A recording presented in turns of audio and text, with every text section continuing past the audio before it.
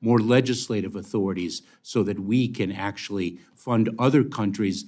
You said 630,000 have been returned. That is not accurate. The actual ICE deportations is 142,580. And you conflate those two numbers, and it's aggravating to me that you do that. And then it wasn't until after he killed Mr. Cuellar, not this Mr. Cuellar. The public safety and security of this country is our highest priority. I Doesn't believe appear so. Is that a yes? it's a force multiplier for our enforcement efforts. You can't get a straight answer out of this guy. I think that's appalling. That's what I hear from Iowans. What's the name of your department that you are the secretary of? Exactly why. You're filibustering. I asked you a yes or no question. What is your substantive question about the work of the Department of Homeland Security? The question is, so is that a yes or no? No? Was Ray Epps a paid informant? In fact, Would you call it a crisis at the southern border? Yes, I would. I think it's a simple question. I think you're being very evasive about it. Can't knock my iced tea over. Welcome, Secretary Mayorkas. I sincerely thank you for being here to discuss your department's 2025 fiscal year budget request.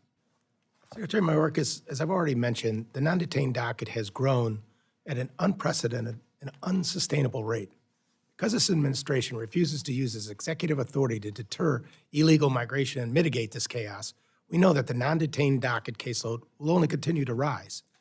Again, for reference, only 1.3 million of the more 7 million cases on the non-detained docket have been adjudicated and ordered removed. What's your plan to remove the more than 1.3 million migrants who no longer have a legal basis to remain in this country, and how long will it take you to effectuate every single removal order? Mr. Chairman, this administration in the last 11 months has removed or returned more than 630,000 people, more than in any fiscal year since 2013. We take our enforcement responsibilities very seriously, and we have only increased the enforcement efforts over past efforts. I will respectfully submit to you, Mr. Chairman, as I articulated in my opening statement, that the bipartisan bill that a group of senators worked on, I had the privilege of being seated with them, would have delivered a consequence regime like no other. It would have been the first time since 1996 that our broken system would have delivered the much-needed fixes that we need to fully enforce the law and to deliver a consequence regime that will indeed deter illegal migration. That's a great answer, but what are you going to do about the people who are still here? Do you have a plan in place to remove those people on an orderly basis? We certainly do, and we continue to execute on that plan. It is through that effort that we were able to remove or return 630,000 people over the past 11 months. We will continue to accelerate those efforts with the resources we have. Our proposed budget seeks additional resources, not as many as the bipartisan legislation would have provided to us. But you don't have that legislation, sir. What resources would you need to increase your expedited removal operations to meet the demands that we anticipate? And keep in mind that in between ports, it's 3,800, at least for the last 3 weeks, 21 days average. What resources would you need, and how would you use that?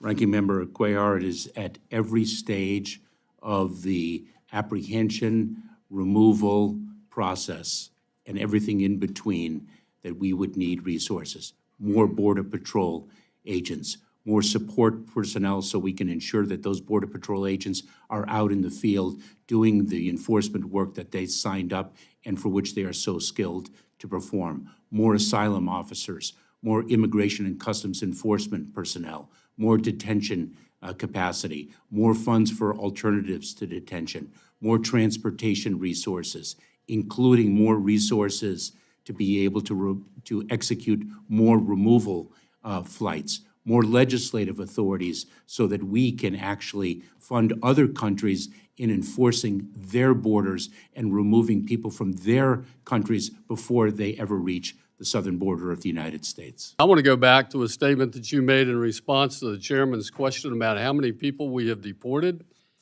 You said 630,000 have been returned. That is not accurate. The actual ICE deportations is 142,580. All those other people that you're talking about were rejected at the border. These are not ICE deportations, and you conflate those two numbers, and it's aggravating to me that you do that. Now, and here we are, we've got the same problem that we had a year ago when you were here. In fact, since you last testified before us, 2.4 million people have crossed our southern border. That's more than 4 years of President Trump's presidency combined. Your immigration policy is in chaos. You don't need Congress to do anything. The president's got the ability to do it. CBP encountered him and couldn't confirm who he was or how old he was because he had no identification. But he said he was a juvenile, used a fake name. So under your catch and release policy that you reinstituted after President Trump had ended that, handed him off to HHS, and then it wasn't until after he killed Mr. Cuellar, not this Mr. Cuellar, but Cuellar in Jacksonville, that we find out who he is. It's Mr. Yoha, and he's now serving 60 years in Florida State Prison. Just last month, we saw another one. Horrible murder because we failed to properly vet an individual, and Laken Riley was murdered by him. Look, I want states to work with, I want state and local law enforcement to work with ICE. We did in my jurisdiction when I was sheriff in Jacksonville. We had a great 287G program, and that's a fantastic program. And in fact, I'm not the only one that thinks that. Last year, Acting Director of ICE, Ty Johnson, told this committee that the 287G program, and I'll quote, is the best thing since sliced bread because it acts as a force multiplier. So my question for you very quickly is, do you agree with the director's assessment of the 287G program? And if so, what are you doing to expand it? Congressman, the public safety and security of this country is our highest priority. I Doesn't believe, appear so. Congressman, if you'll allow me, I believe that when an individual poses a threat to public safety or national security, a local or state jurisdiction should cooperate with Immigration and Customs Enforcement for the swift detention and removal of that individual. So you didn't answer my question. Do you think 287G program is a good program, and will you work with us to expand it? Congressman, I continue to believe that 287G, when executed properly, is a force multiplier for our enforcement efforts. Is that a yes? As I said, when it is executed properly, it is a force multiplier for our enforcement efforts. You can't get a straight answer out of this guy. Look, I see my time is up. Mr. Chairman, I yield back.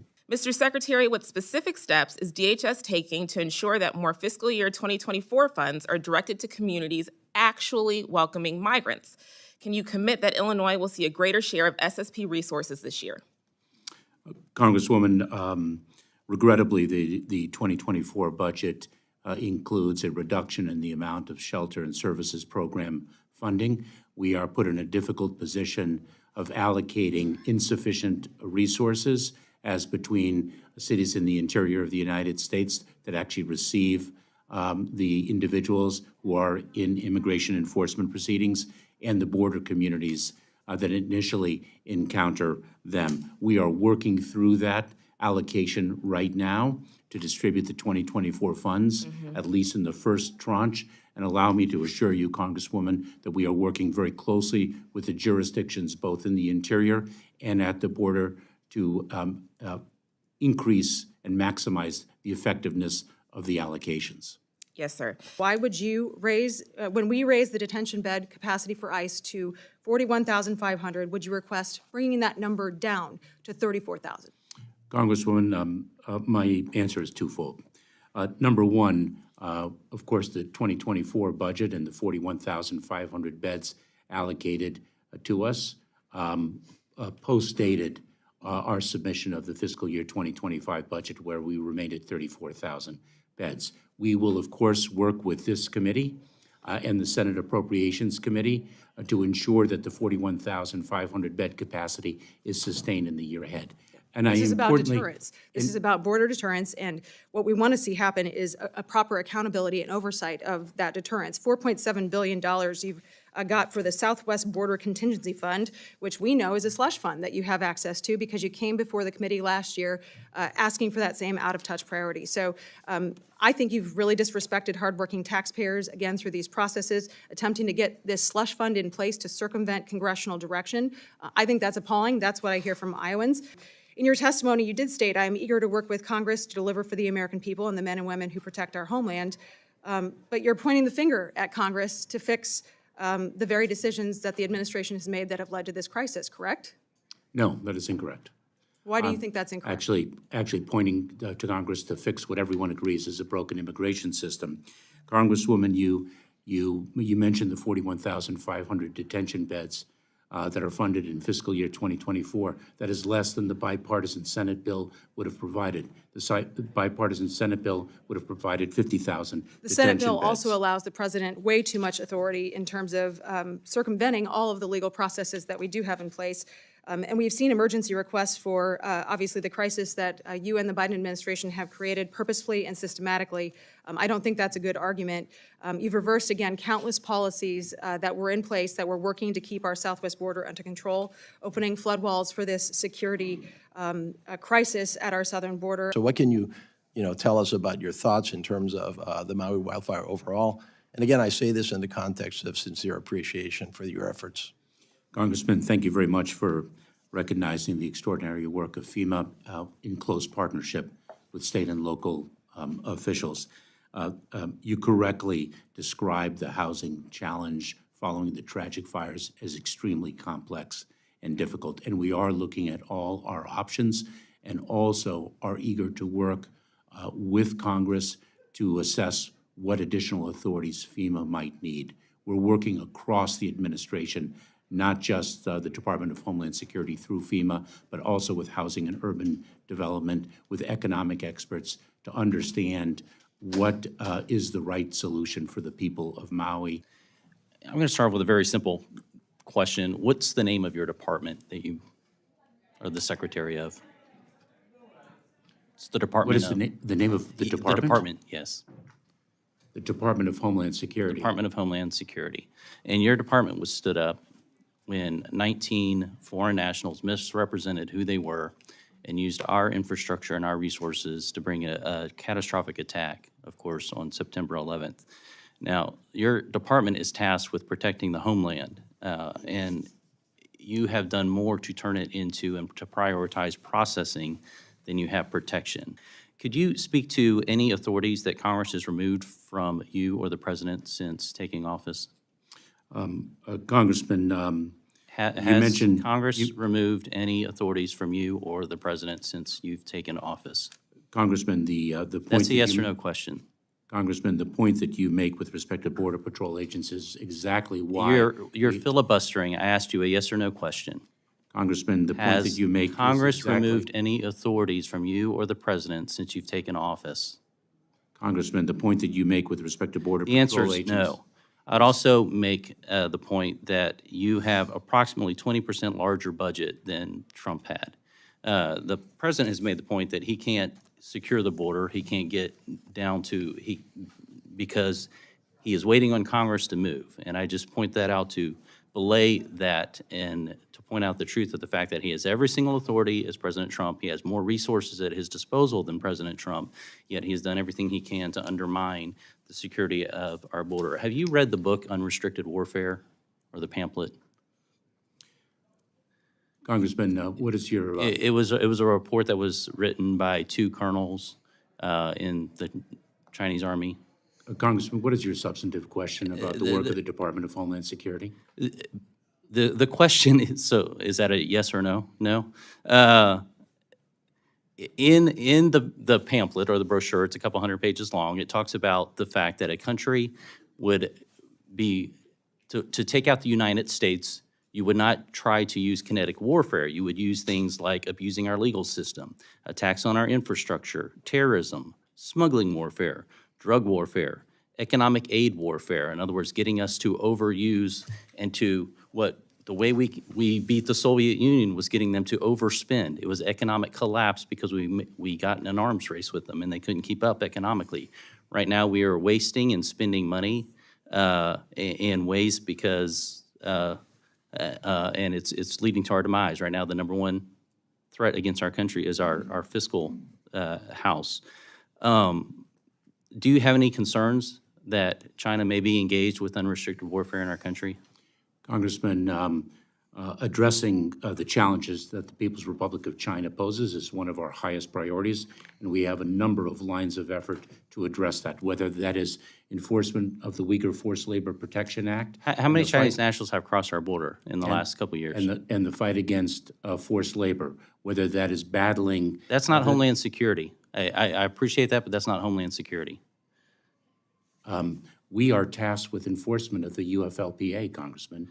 Secondly, I'm asking fighting- you about the border. How many Chinese nationals have crossed our border? I'd be pleased to provide that data. It's tens to of you. thousands. It's Secondly, thousands. Secondly, the threat of cyber attacks. right now, crossing our border are tens of thousands of Chinese nationals who are not presently in our country.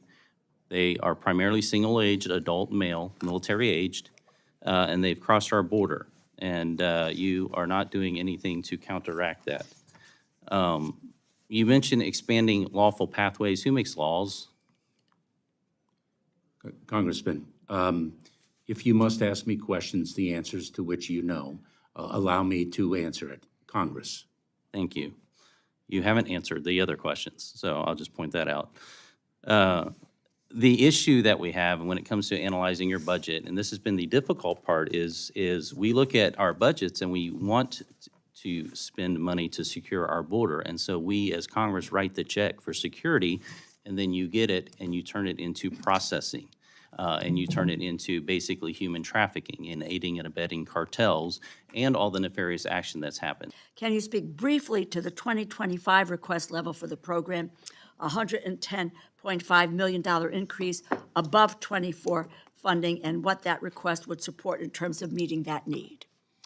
Congresswoman, the heightened threat environment in which we currently live has only been exacerbated by the October 7th terrorist attacks against the state of Israel. We have seen a dramatic increase in the rise in anti-Semitism as well as Islamophobia.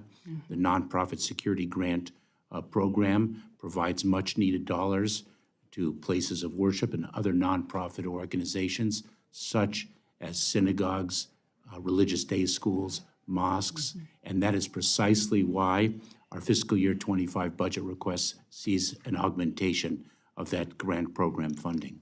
Tell me, are you working with Mexican authorities to do what I see two important things? Stop fentanyl precursors from coming from Mexico, and number two, prevent waves of migrants from physically rushing the border.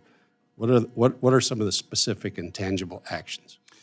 Congressman, I'll answer very briefly in the limited time we have, but I would welcome the opportunity to speak with you outside of this hearing to talk about the work that we are doing with Mexico, both in the fight against fentanyl and to ensure that individuals who seek to arrive at our border are interdicted before they reach our border.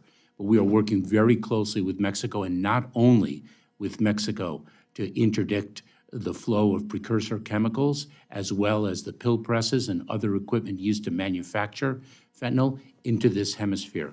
And I will share with you, I share your concern, Congressman Newhouse, because for 12 years I was a federal prosecutor battling the trafficking in substances as serious as cocaine and black tar heroin, and we've seen nothing like the toxicity and fatality of fentanyl, and we have to battle it together.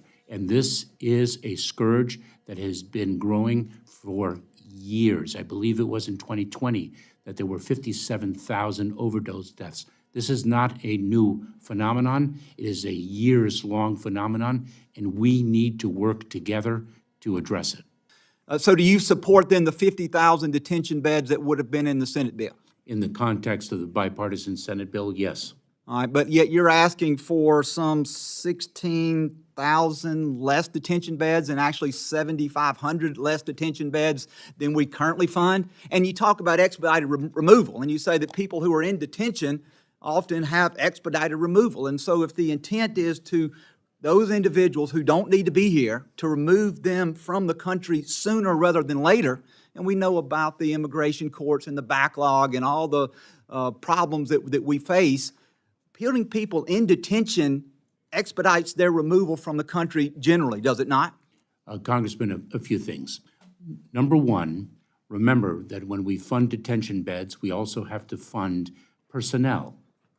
It is part of a. Do you need more money for personnel? I want to know what you need to fund more detention beds, because to me, it seems asinine, Mr. Secretary, that we're going to ask for less detention beds when we see a record surge in immigration, when we see a record number of orders of removal that have been issued by the court, but yet we're saying that we don't need detention beds if we're going to, one, prevent people from coming into the country, or if we're not going to prevent them once they're here and once there is a final disposition of their case, if we're going to seek to remove them. Okay. And I'm very concerned about that fact. I'm very concerned that you're asking not only for less than we funded this year, but you're asking for substantially less than the Senate bill, which you said that you agreed with. Congressman, a few points. Number one, as I articulated earlier, our fiscal year 25 budget request was submitted before Congress passed the fiscal year 2024 budget. What number do you need? Is 34,000, is that the number that you need right now? We are committed to working with Congress to sustain the 41,500 beds that Congress funded. If that's the number, why didn't you put that in your budget? Why are you substantially underselling the number of detention beds and then making Congress come in and bump those numbers up? If those are the numbers you need, if those are the appropriate numbers, Mr. Secretary, I would ask that you put those numbers actually in your budget and that you ask Congress to fund that. And that you don't expect us that we're just going to plus up those numbers, and so you leave those numbers artificially low. Now, one last thing, and I know my time is running short, so in an effort to make sure that I save time for other members, Fox News is reporting that there is going to be a possible executive order issued by the president. This says to shut down the border by the end of the month. Are you aware, are you in any discussions with the president about executive orders that would relate to border security and or immigration? Congressman, we are consistently evaluating what options are available to us. We do that on a regular basis. I will share with you that executive action, which is inevitably challenged in the courts, is no substitute for enduring solution, if I may, for the enduring solution of legislation that will fix what everyone agrees is a broken immigration system. The FBI director has testified before Congress that he wasn't certain whether or not there were undercover operatives, FBI operatives, working on January 6th in the crowd. But an undercover journalist with Sound Investigations released a video you may be aware of in the last 2 days of a CIA official, former FBI member, actually saying, yes, there were. So I'm going to ask you a simple question. Were there undercover officers or agents from the Department of Homeland Security or paid informants in the crowd on January 6th? Congressman, I don't know the answer to that question. I will follow up with you. Wow is all I can say. Was Ray Epps a paid informant? Congressman, I'm not familiar with those facts. I'd be very pleased to get them to you. Why won't this administration follow the clear and unambiguous intent of Congress and build additional miles of wall with the roughly $600 million left in the wall account? Mr. Chairman, I won't speak to the Texas court decision because that is a matter of ongoing litigation, but let me assure you that we do comply with the law.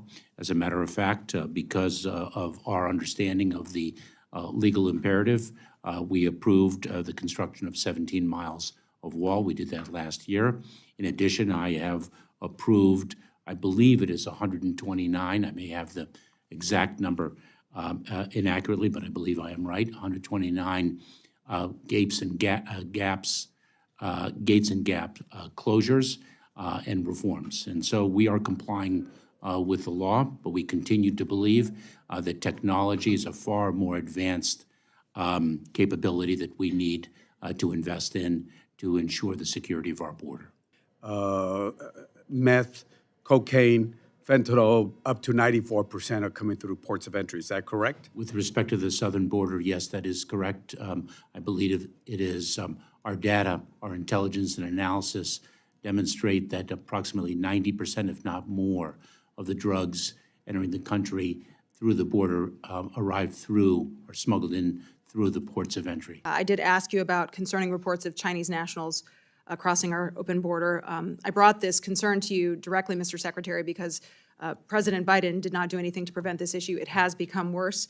And now Chinese nationals, as you may be aware, are the largest and fastest growing group attempting to cross into our country.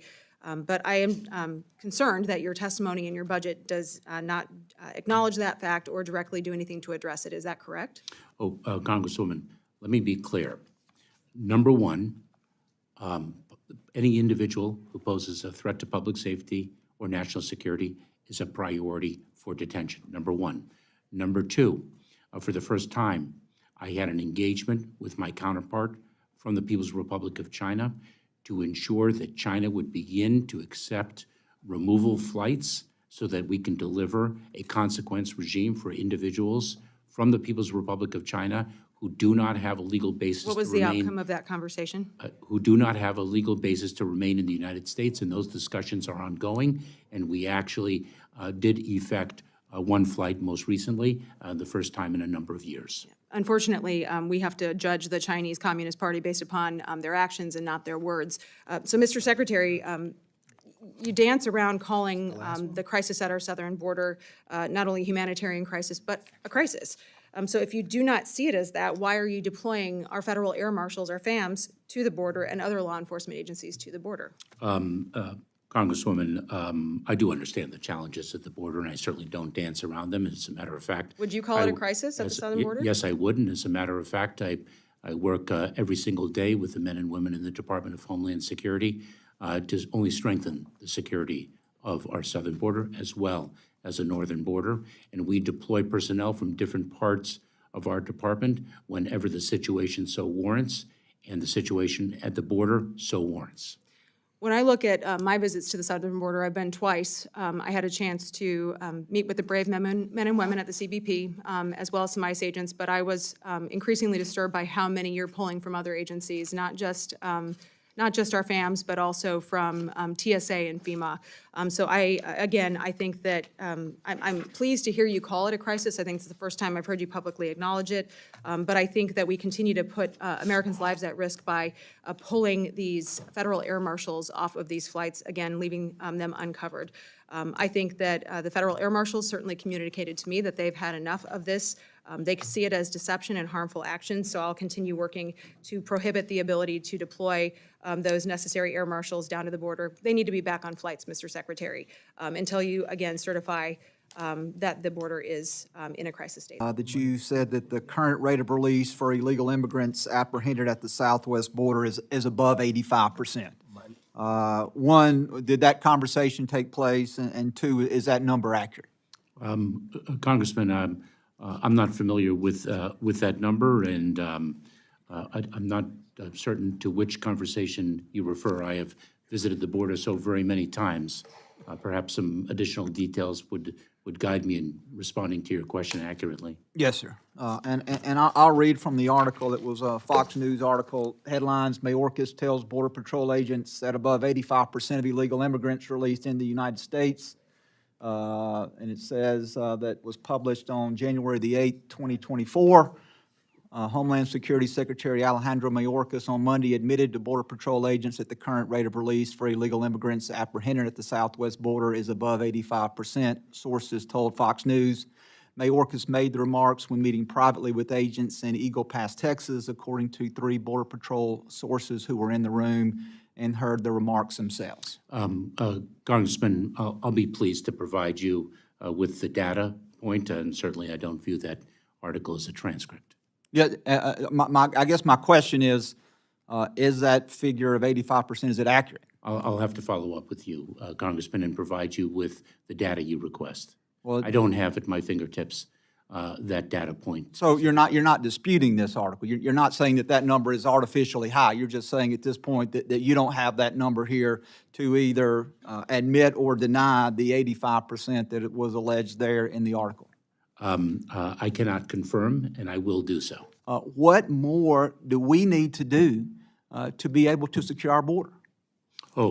Congressman, first of all, it's not the first time I've used that terminology. I'd be pleased, we don't have the time right now, but I'd be pleased to explain to you why the numbers were as high as they were in December and why they are significantly lower since then.